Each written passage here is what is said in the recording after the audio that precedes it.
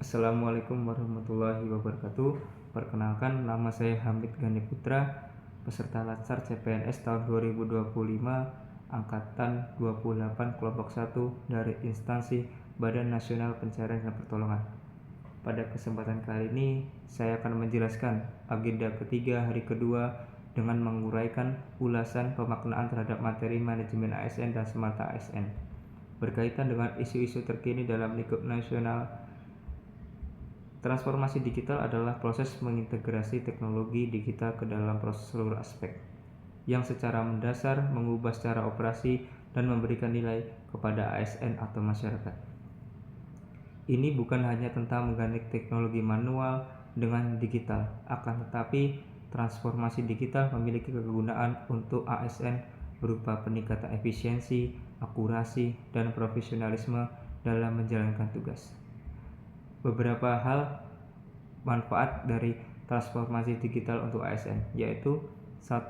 Peningkatan efisiensi dan efektivitas dengan maksud mengurai proses manual dan birokrasi yang berbelit. Yang kedua yaitu peningkatan akuntabilitas dan transparansi, yaitu meningkatkan transformasi akuntabilitas melalui pelaporan kinerja yang lebih cepat dan akurat. Yang ketiga yaitu pengembangan diri dan kompetensi, yang dimaksudkan mengharuskan ASN untuk terus belajar dan menguasai teknologi digital. Yang keempat yaitu peningkatan kualitas layanan publik dengan maksud meningkatkan profesionalisme ASN dalam melayani masyarakat. Dan yang terakhir kelima, keamanan data yang lebih baik dengan maksud mengurangi resiko kebocoran data melalui sistem digital yang terintegrasi dan aman. Dalam perubahan transformasi digital tanpa melibatkan manajemen ASN tidak akan berjalan dengan baik. Tata kelola dalam manajemen ASN bertujuan untuk menciptakan birokrasi yang profesional, bersih, dan berintegritas, yang pada akhirnya akan meningkatkan kualitas pelayanan publik. Dengan pengelolaan yang baik, manajemen ASN dapat memastikan bahwa tujuan pembangunan nasional tercapai secara efektif dan efisien. Berikut ini kegunaan utama dari tata kelola manajemen ASN. Yang pertama, meningkatkan profesionalisme dan integritas. Yang kedua, memperjelas dan mengembangkan karir ASN. Yang ketiga, meningkatkan kinerja dan produktivitas. Yang keempat, mendorong transformasi digital dan adaptivitas. Yang lima yaitu mewujudkan birokrasi yang adaptif. Dengan demikian, tata kelola manajemen ASN adalah instrumen penting untuk menciptakan birokrasi yang unggul dan responsif. Ini membantu pemerintah dalam mewujudkan tujuan nasional dengan dukungan ASN yang profesional, berintegritas, dan kompeten.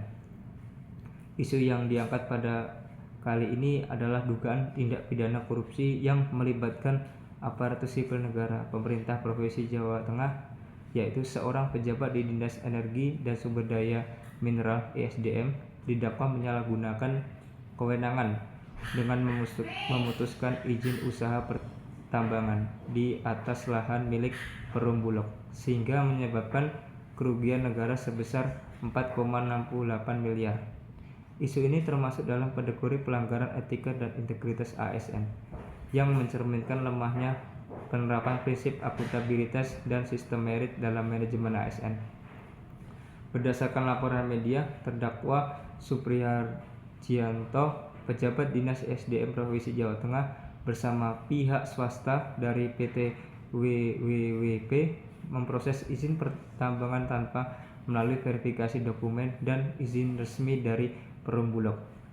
Aktivitas pertambangan dilakukan di area gudang Bulog Randu Garut, Kabupaten Semarang, lahan milik negara yang semestinya tidak boleh digunakan untuk kegiatan komersial. Walaupun demikian belum lengkap, izin tetap diterbitkan dan aktivitas penambangan berlangsung beberapa bulan. Menurut audit investigasi BPK, aktivitas tersebut menimbulkan kerugian negara sebesar 4,68 miliar.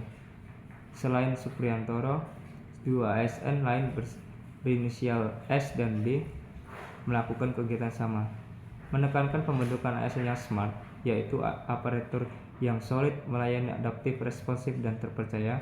Kasus ini sangat relevan karena menggambarkan pentingnya integritas dan tanggung jawab publik dalam menjalankan jabatan. Dalam konteks smart ASN, penggunaan teknologi dan digitalisasi tidak cukup tanpa diimbangi oleh kecerdasan moral dan etika. Kasus ini menunjukkan bahwa penyalahgunaan kewenangan justru terjadi ketika ASN gagal menjaga nilai-nilai dasar etika publik. Dalam hal ini, pentingnya transformasi digital dalam penyusunan perizinan, saling bekerja sama atau kolaboratif antar instansi, memberikan kepuasan dan melayani masyarakat dengan baik yang sesuai dengan peraturan perundang-undangan. Bagi peserta Laser CPNS Basarnas, pembelajaran dari kasus ini menegaskan pentingnya membangun mental ASN yang berintegritas, profesional, dan mampu menjaga amanah publik di setiap kondisi, baik di kantor maupun di lapangan. Sekian pengalaman dari Agenda 3 hari kedua dari saya. Wassalamualaikum warahmatullahi wabarakatuh.